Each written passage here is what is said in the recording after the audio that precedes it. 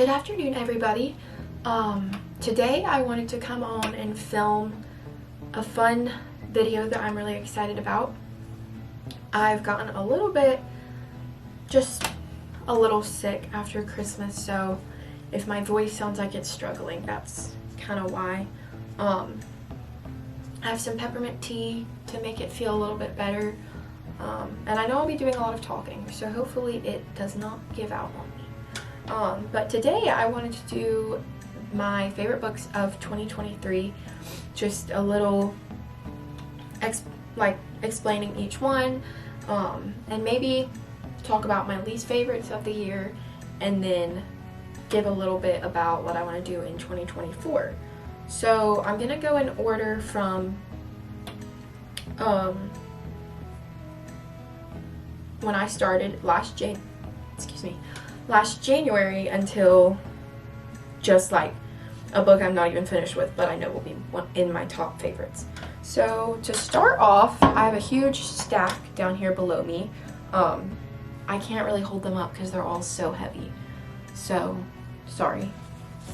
But to start out with my first one, it's definitely The Last Unicorn. I read this in early January, and if you watched my sketchbook tour video, I talked a little bit about how this book actually has influenced a lot of the art that I've made in this past year. So a lot of you might know this book based off of the movie The Last Unicorn, but it's basically about a unicorn who is going to try and find the rest of the unicorns, and she thinks that she's the last unicorn, but she ends up going and meeting different people, and she ends up in a castle, I think, with a man who, I think, tried to kill the rest of the unicorns. I don't know, I read it so long ago, but it was so good. And what really stuck with me from this book was just the imagery. So what I kind of talked about in my sketchbook tour video was the imagery of like seashells and snowflakes and a castle on a beach that's really cold and dark and doesn't have any happiness or love, because that's not normally what you think about when you think about a castle on a beach. And so it was those images that stuck with me from this book, and that's really why I loved it. It was such a good fairy tale, and I want to read the other one. I know that people have said it's not as good, but I still want to read it because I loved this universe. And also I just thought this cover was so gorgeous with the font and everything. So that was definitely in my top favorites.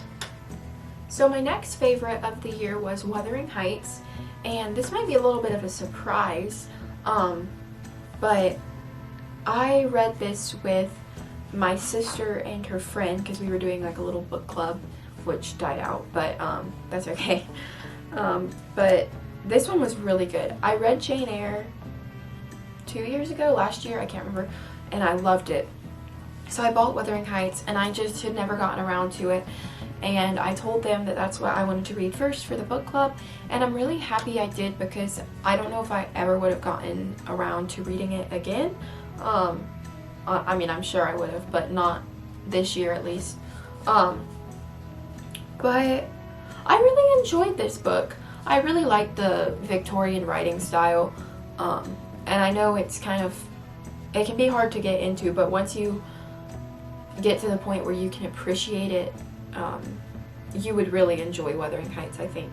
And I honestly couldn't really tell you like what was really going on in the book, like what Emily Bronte was trying to do, because I don't remember it that well, and I'd have to go back and revisit it.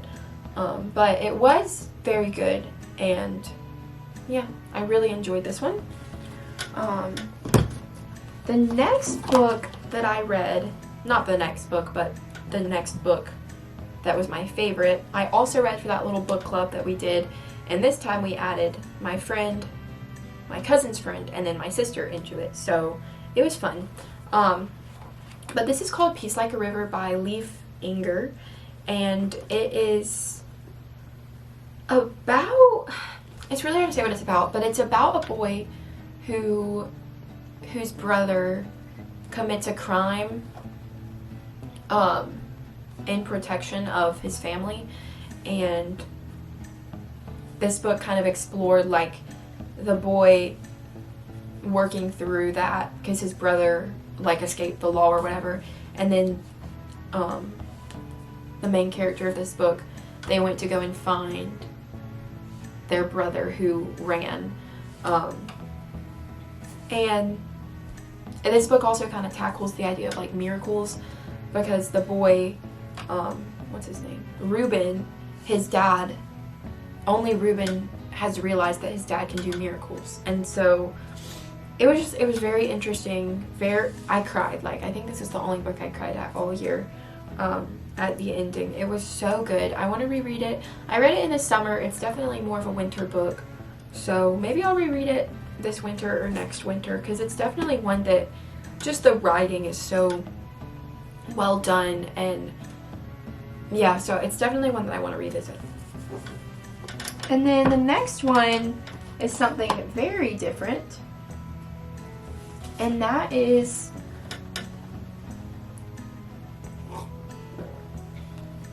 (11/22/63) by Stephen King. I don't really know why I read this year. Somebody who I trust read The Institute and said they enjoyed it, and so I wanted to read something by Stephen King that wasn't horror, because I don't like horror at all. I don't think it's edifying to read about, but I wanted to kind of give Stephen King's writing a chance, because obviously he is such a well-acclaimed author, and so I read this one, and oh my goodness, it was so good. I honestly don't know a ton historically about like everything that happened with JFK. I mean, I know just what I was taught, and I know like all the conspiracy theories and whatnot, but so I can't say in terms of historical accuracy whether or not it was good, but in terms of a story, it was very well crafted. And I feel like I got some of the Stephen King like kind of scariness. I wouldn't say horror, but kind of his dark flavor. That definitely came through at times, but it wasn't overbearing, and it really added to the story and made it so much more heart-wrenching. And I don't want to say too much because I don't want to spoil it. There is some romance in it, which was so good. It took me a long time to recover after this. I watched this show, and I watched this show with my boyfriend, and we both really enjoyed that. He had to listen to me talk about this for like a whole month, so I think he really enjoyed the show too. So this was definitely like top 5 for the year, and I have a few more Stephen King down here that I'll probably read at some point, because I need another story like this. It was so good. And then in a drastic turn of events, let me take another sip of my tea. I read The Way of Kings. I've read Mistborn, and then like Elantris, and I've read multiple books, but I had been putting off Way of Kings for a while because it's literally massive, and I don't know, it just never really called to me. But this summer my dad read it because we both enjoy fantasy, and he was like, you need to read it. So I read it, and it was amazing. I mean, like, the character building and the way he crafted such a redemptive story. As being a Christian, it was so, there was such a strong Christ type, and I really appreciated that. And I mean, everybody likes a good, like, I couldn't tell you what this is about, it's too complex, but everybody likes a good story about somebody who's like the lowest of the low, rising up in ranks and doing it through a lot of diligence and hard work and whatnot, and just being the best person they can be in their circumstances. And so there was he dealt with a lot of like injustice and justice, and like everything isn't what it seems to be in people's backgrounds. I don't know, I could ramble about this all day, but I think I cried at this one too, so I lied. I cried at 3 books actually. I said I only cried at 1, but this one was so good. So to follow that up, the next book that I read, I won't talk about it long because I just talked about Way of Kings.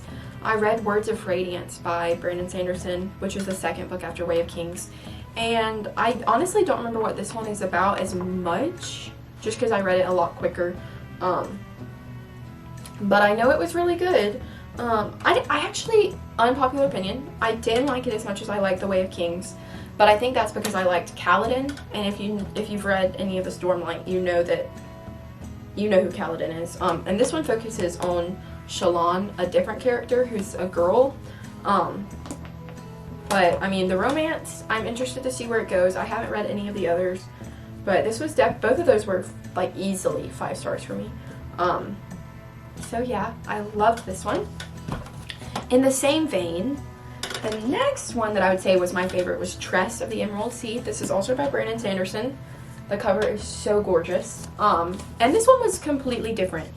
I'll just give a quick little spiel about it. It's basically like The Princess Bride. So lots of adventure, romance, very fairy tale-esque, and very different from anything I had ever read from him. And it was so funny. Like, I think I laughed harder at this book than I've ever laughed at a book. And that's really saying something. So Brandon Sanderson, you did very good with this one. I have not read any of the other Secret Project books, and I feel like I'm going to be disappointed because this one was just so amazing. And my sister read it, who's never read any Brandon Sanderson, and she loved it. So I got her The Princess Bride for Christmas. So hopefully she'll get a similar flavor. Completely jumping genres, I read Dracula. And my sister told me to read this because she studied English and she had to take a whole semester on vampire literature. She did not enjoy it, but she really enjoyed Dracula and she thought that I would really enjoy it as well, which I did. This is when I started listening to a podcast called The Literary Life Podcast, and they had explored Dracula and were kind of redeeming Dracula from how it's so frequently taught now with such a Freudian lens, and they were kind of redeeming the Gothic literature that it is. And so it was a very good experience. If you want to read Dracula, I highly recommend listening to that podcast, going along with it. Yeah, I mean, it was really good. It was just really good. That's all I can say because I can't think of anything else, but so good. Then the next book that I would say was probably my favorite was just some theology, and that's On the Incarnation, written by St. Athanasius. I just finished this one, and I was waiting to do this video until I finished this one. This was really short. It was just so refreshing to read just straight up like doctrine and theology, because I feel like I haven't read that since high school. And I feel like I don't carve as much time for it as I should in my regular reading. And I wanted to read this one at Christmas time because it's just going over Christ's incarnation and why he became man, why he became fully human. And let me find a few quotes. It was just so refreshing. It was so refreshing to read. At one point he talks about how, like, he explains basically why Christ had to come and die for us, and he said something about how a king would never leave, like, let his country be taken over by other people and their ideology, and if they did, he would come and rebuke them, like in person, in flesh. The king would come to them and tell them that they were worshiping the wrong things.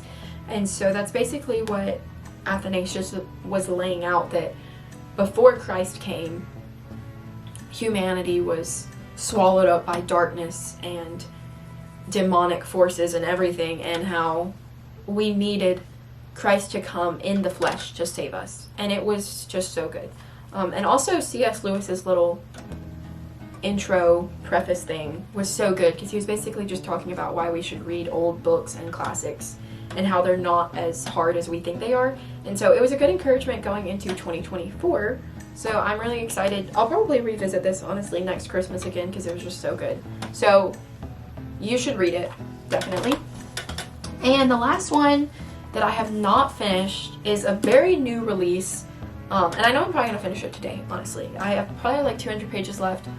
But it is called The Forbidden Child by Gwen Newell. And it was published by Cannonball Books.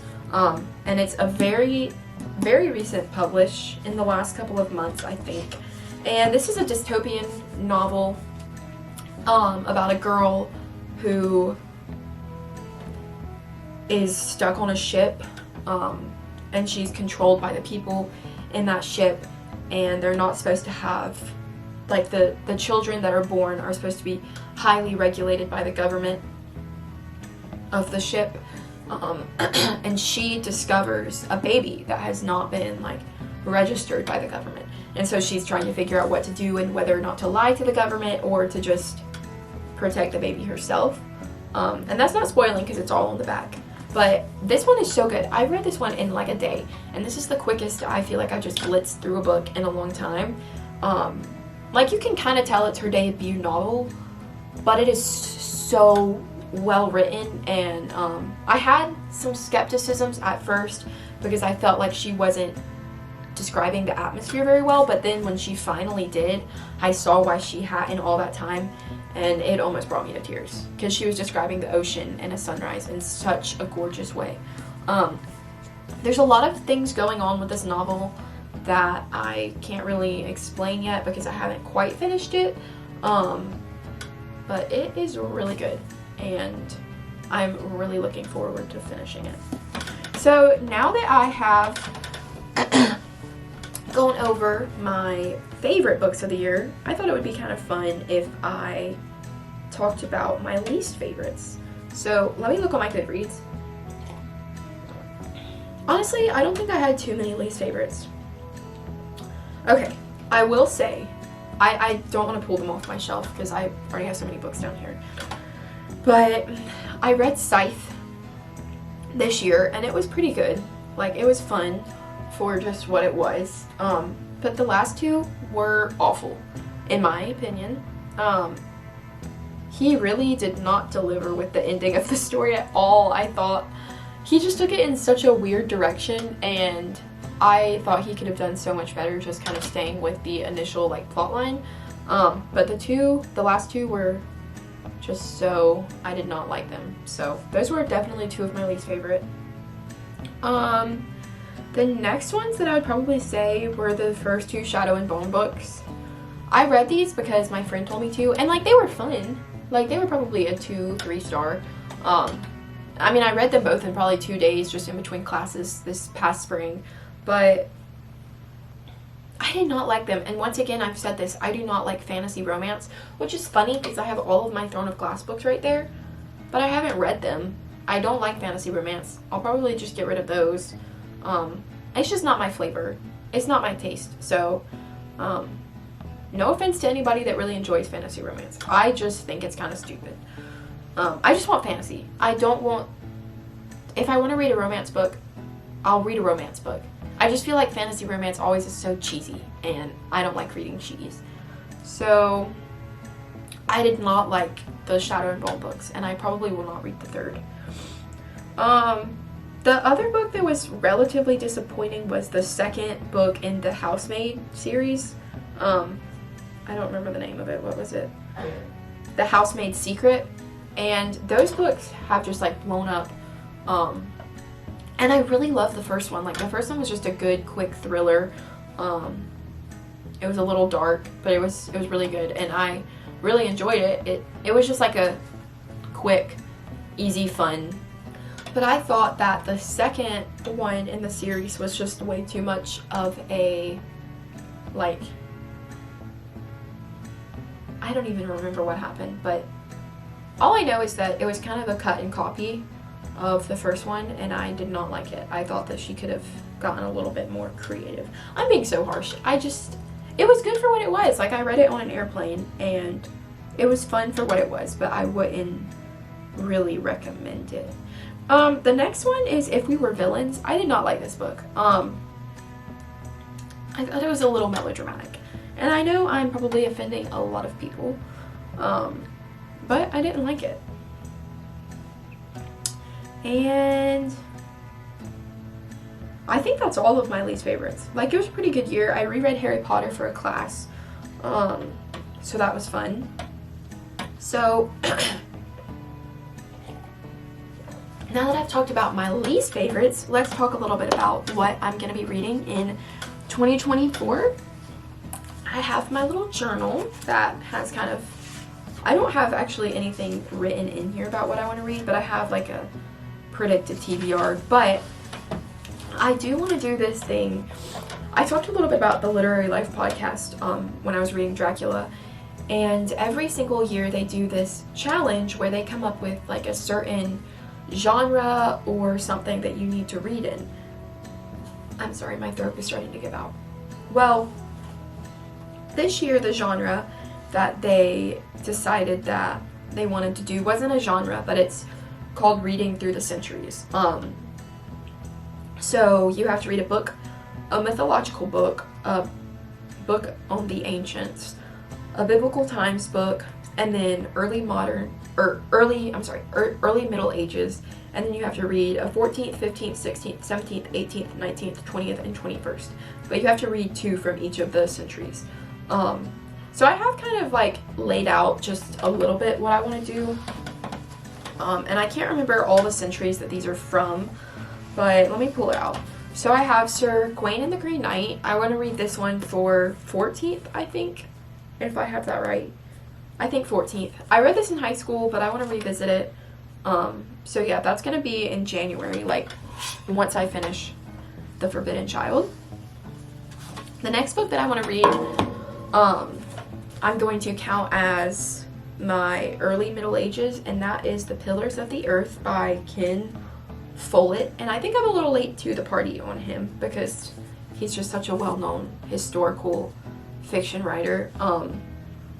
But my art history professor recommended this book if we were interested in like the building of cathedrals and stuff.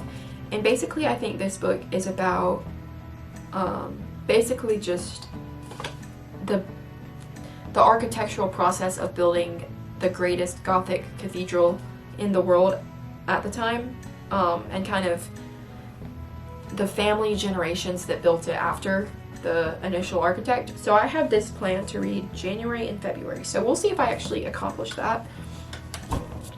The next book I want to finish is this one. I'm in the middle of. I'm only like 150 pages in, and this is the Cuckoos. I haven't actually said it out loud, but The Cuckoos Calling by J.K. Rowling. She's under a different name here, but this is basically just a mystery, and I'm enjoying it. It's, for some reason, it's just going kind of slow, so I decided to pause it and come back to it, because it's not one of the books that I just want to stop reading, because I know Rowling is such a good author. I don't want to just stop reading it, but it is going a little slow, so I want to finish that one in January. And then I also am going to read a Midsummer Night's Dream. Why can't I remember the name? Yeah, A Midsummer Night's Dream by Shakespeare in early January, because the Literary Life is reading that, and so I want to read it with them because they're going to be explaining it. And I need help remembering how to read Shakespeare because I haven't done that since high school. And then in February, I want to read Warbreaker by Brandon Sanderson, because I want to read Warbreaker before I read Oathbringer. because I've read that it, or I've heard that it kind of ties in well and you want to kind of read them in a good order. So I kind of want to try and read this one in February. If I don't get to it, that's okay. I know I'll get to it at some point. And then I also want to read The Winter's Tale by Shakespeare. My sister just told me to read it. She said it was good. And she said that if I'm going to read A Midsummer Night's Dream, I might as well read this one too. So I love winter books, so I'm excited about that one. And then also in February, I want to read Pride and Prejudice. This will count as one of the centuries. Everybody knows Pride and Prejudice, Jane Austen. I've never read it, surprisingly. I didn't have to read it for high school, so I really want to circle back around to it before I read any of her other work. And then I also want to read just like a little short story in this before I can read Oathbringer by Brandon Sanderson. And so yeah, that's kind of all the books I have plotted out for the very beginning of the months, like January and February. I'm really looking forward to this year, kind of having a goal and an intentionality for my reading. I'm not going to try and read a ton. I'll probably set my reading goal at like 35 or 40, because I hit 40 this year. So I feel like 35 is pretty good, because that'll give me some room to read what I'm reading for this challenge, but then also just a few fun free books. But yeah, I'm sure I will give little updates, maybe some reading vlogs. I have no clue. But if you enjoyed any of that, you should subscribe so you can watch me actually reading these books. And you should definitely read some of the books I recommended, because they were all very delightful. I hope you all have an amazing start to January 2024.